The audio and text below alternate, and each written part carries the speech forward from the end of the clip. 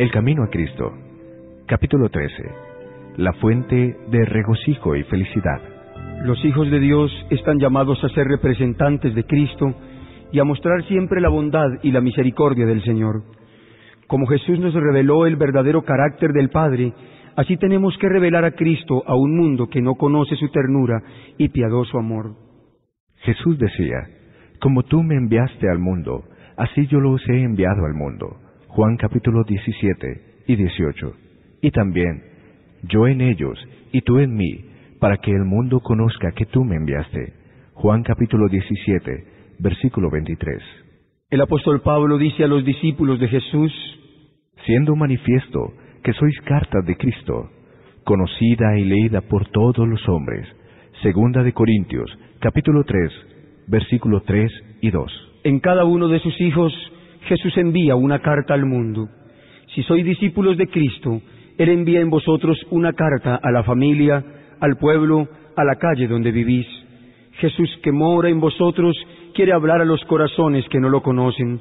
Tal vez no leen la Biblia, o no oyen la voz que les habla en sus páginas, no ven el amor de Dios en sus obras. Mas si eres un verdadero representante de Jesús, puede ser que por ti sean inducidos a conocer algo de su bondad y sean ganados para amarlo y servirlo. Los cristianos son como portaluces en el camino al cielo. Tienen que reflejar sobre el mundo la luz de Cristo que brilla sobre ellos. Su vida y su carácter deben ser tales que por ellos adquieran otros una idea justa de Cristo y de su servicio. Si representamos verdaderamente a Cristo, haremos que su servicio parezca atractivo como es en realidad. Los cristianos, que llenan su alma de amargura y tristeza, murmuraciones y quejas, están representando ante otros falsamente a Dios y la vida cristiana. Hacen creer que Dios no se complace en que sus hijos sean felices y en esto dan falso testimonio contra nuestro Padre Celestial. Satanás triunfa cuando puede inducir a los hijos de Dios a la incredulidad y al desaliento. Se regocija cuando los ve desconfiar de Dios, dudando de su buena voluntad y de su poder para salvarnos. Le agrada hacernos sentir que el Señor nos hará daño por sus providencias. Es la obra de Satanás representar al Señor como falto de compasión y piedad.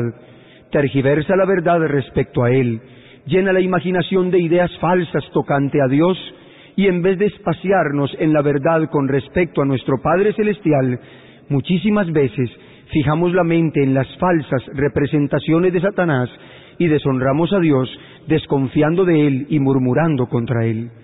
Satanás siempre procura presentar la vida religiosa como una vida de tinieblas.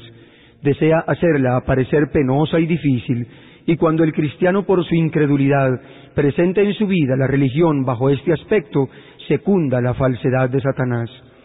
Muchos, al recorrer el camino de la vida, fijan sus ojos en sus errores, fracasos y desengaños, y sus corazones se llenan de dolor y desaliento.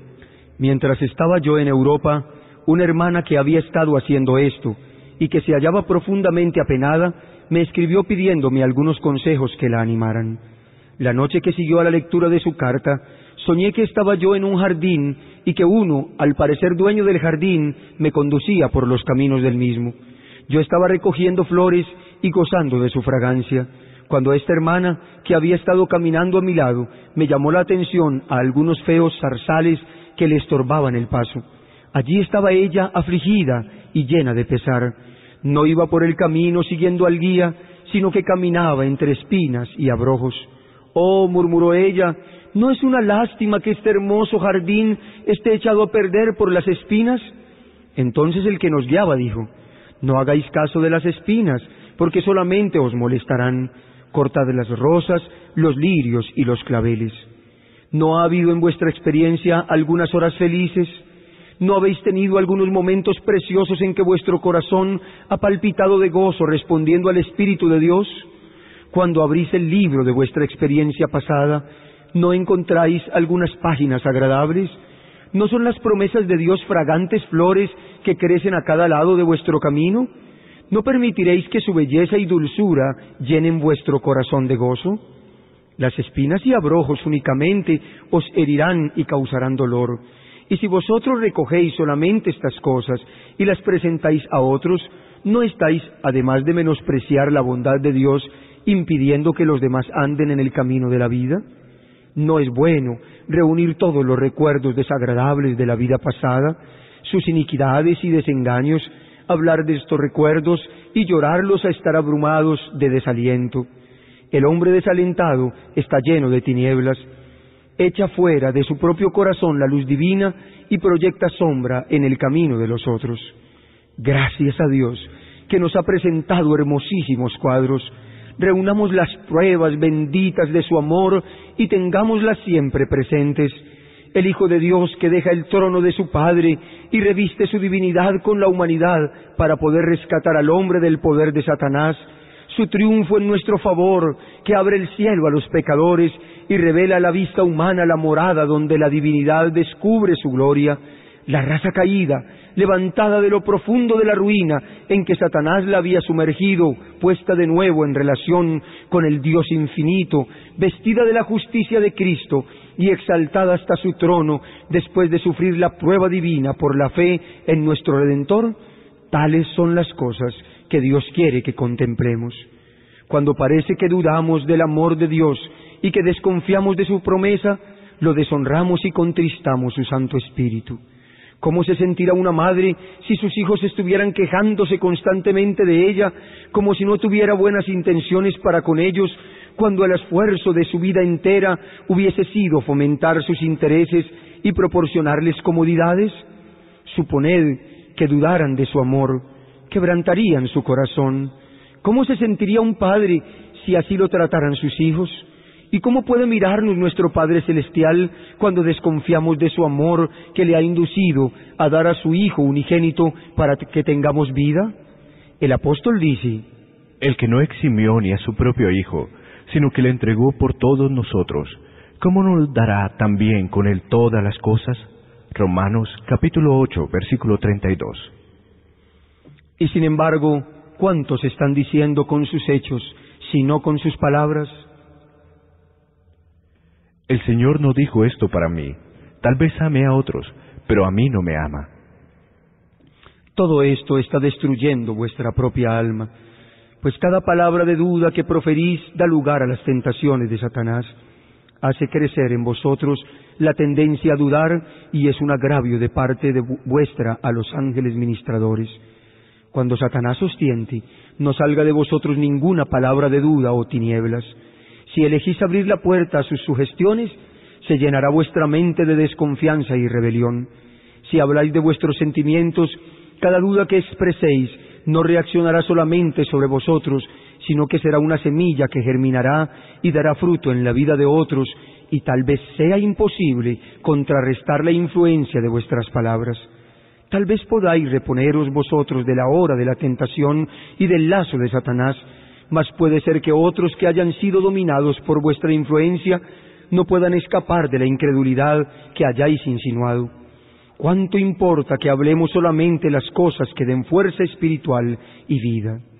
Los ángeles están atentos para oír qué clase de informe dais al mundo acerca de vuestro Señor. Conversad de aquel que vive para interceder por vosotros ante el Padre. Esté la alabanza de Dios en vuestros labios y corazones cuando estrechéis la mano de un amigo. Esto atraerá sus pensamientos a Jesús. Todos tenemos pruebas, aflicciones duras que sobrellevar y tentaciones fuertes que resistir, pero no las contéis a los mortales, antes llevad todo a Dios en oración. Tengamos por regla el no proferir ninguna palabra de duda o desaliento. Si hablamos palabras de santo gozo y de esperanza, podremos hacer mucho más para alumbrar el camino de otros y fortalecer sus esfuerzos. Hay muchas almas valientes, en extremo acosadas por la tentación, casi a punto de desmayar en el conflicto que sostienen con ellas mismas y con las potencias del mal. No las desalentéis en su dura lucha, alegradlas con palabras de valor, ricas en esperanza, que las impulsen por su camino. De este modo, la luz de Cristo resplandecerá en vosotros. Ninguno de nosotros vive para sí. Romanos capítulo 14, versículo 7. Por vuestra influencia inconsciente pueden los demás ser alentados y fortalecidos, o desanimados y apartados de Cristo y de la verdad. Hay muchos que tienen ideas muy erróneas sobre la vida y el carácter de Cristo. Piensan que carecía de calor y alegría, que era austero, severo y triste. Para muchos, toda la vida religiosa se presenta bajo este aspecto sombrío. Se dice a menudo que Jesús lloraba, pero que nunca se supo que haya sonreído. Nuestro Salvador fue a la verdad un varón de tristeza y dolores, porque abrió su corazón a todas las miserias de los hombres. Pero aunque su vida era abnegada y llena de dolores y cuidados, su espíritu no quedaba abrumado por ellos. En su rostro no se veía una expresión de amargura o dolor, sino siempre de paz y serenidad. Su corazón era un manantial de vida, y donde quiera iba, llevaba descanso y paz, gozo y alegría. Nuestro Salvador fue profunda e intensamente serio, pero nunca sombrío o huraño. La vida de los que lo imitan estará, por cierto, llena de propósitos serios. Tendrán un profundo sentido de su responsabilidad personal, reprimirán la inconsiderada liviandad. Entre ellos no habrá júbilo tumultuoso, ni bromas groseras, pues la religión de Jesús da paz como un río. No extingue la luz del gozo, ni impide la jovialidad, ni oscurece el rostro alegre y sonriente. Cristo no vino para ser servido, sino para servir, y cuando su amor reine en nuestro corazón, seguiremos su ejemplo. Si tenemos siempre presentes las acciones egoístas e injustas de otros, encontraremos que es imposible amarlos como Cristo nos ha amado. Pero si nuestros pensamientos se espacían continuamente en el maravilloso amor y piedad de Cristo por nosotros, manifestaremos el mismo espíritu para con los demás. Debemos amarnos y respetarnos mutuamente, no obstante las faltas e imperfecciones que no podemos menos que observar. Debemos cultivar la humildad y la desconfianza en nosotros mismos y una paciencia llena de ternura para con las faltas ajenas. Esto destruye toda clase de egoísmo y nos hace de corazón grande y generoso. El salmista dice: Confía en Jehová y haz el bien. Habita tu tierra y cultiva la fidelidad. Salmos capítulo 37, versículo 3. Confía en Jehová. Cada día trae sus aflicciones y sus cuidados y perplejidades, y cuando los encontramos, cuán prontos estamos para hablar de ellos. Tantas penas imaginarias intervienen, tantos temores se abrigan, tal peso de ansiedades se manifiesta, que cualquiera podría suponer que no tenemos un Salvador poderoso y misericordioso, dispuesto a oír todas nuestras peticiones y a ser nuestro protector constante en cada hora de necesidad. Algunos temen siempre y toman cuitas prestadas. Todos los días están rodeados de las prendas del amor de Dios. Todos los días gozan de las bondades de su providencia, pero pasan por alto estas bendiciones presentes. Sus mentes siempre están espaciándose en algo desagradable que temen que venga. Puede ser que realmente existan algunas dificultades, que aunque pequeñas, ciegan sus ojos a las muchas bendiciones que demandan gratitud. Las dificultades con que tropiezan, en vez de guiarlos a Dios, única fuente de todo bien, los alejan de Él, porque despiertan desasosiego y pesar. ¿Hacemos bien en ser así incrédulos? ¿Por qué ser ingratos y desconfiados? Jesús es nuestro amigo. Todo el cielo está interesado en nuestro bienestar.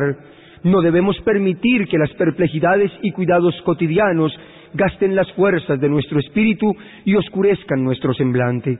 Si lo hacemos, habrá siempre algo que nos moleste y fatigue. No debemos dar entrada a los cuidados que solo nos gastan y destruyen, mas no nos ayudan a soportar las pruebas. Podéis estar perplejos en los negocios. Vuestra perspectiva puede ser cada día más sombría y podéis estar amenazados de pérdidas, mas no os descorazonéis. Confiad vuestras cargas a Dios y permaneced serenos y tranquilos. Pedid sabiduría para manejar vuestros negocios con discreción y así evitaréis pérdidas y desastres. Haced todo lo que esté de vuestra parte para obtener resultados favorables. Jesús nos ha prometido su ayuda, pero no sin que hagamos lo que está de nuestra parte. Cuando confiando en nuestro ayudador hayáis hecho todo lo que podáis, aceptad con gozo los resultados. No es la voluntad de Dios que su pueblo sea abrumado por el peso de los cuidados, pero al mismo tiempo no quiere que nos engañemos. Él nos dice: no temáis, no hay peligro en vuestro camino. Él sabe que hay pruebas y peligros y nos lo ha manifestado abiertamente. Él no ofrece a su pueblo quitarlo de en medio de este mundo de pecado y maldad, pero le presenta un refugio que nunca falla. Su oración por sus discípulos fue: No ruego que los quite del mundo, sino que los guarde del mal. Juan capítulo 17, versículo 15. Y después, en el mundo tendréis aflicción, pero tened ánimo, yo he vencido al mundo. Juan capítulo 16, versículo 33. En el Sermón del Monte, Cristo dio a sus discípulos preciosas lecciones en cuanto a la confianza que debe tenerse en Dios. Estas lecciones tenían por fin consolar a los hijos de Dios durante todos los siglos y han llegado a nuestra época llenas de instrucción y consuelo. El Salvador llamó la atención de sus discípulos a cómo las aves del cielo entonan sus dulces cantos de alabanza sin estar abrumadas por los cuidados de la vida, y a pesar de que no siembran ni ciegan, y sin embargo nuestro Padre Celestial les provee lo que necesitan. El Salvador pregunta: ¿no valéis vosotros mucho más que ellas? Mateo 6:26. El gran Dios que alimenta a los hombres y a las bestias extiende su mano para alimentar a todas sus criaturas. Las aves del cielo no son tan insignificantes que no las note. Él no toma el alimento y se lo da en el pico, mas hace provisión para sus necesidades.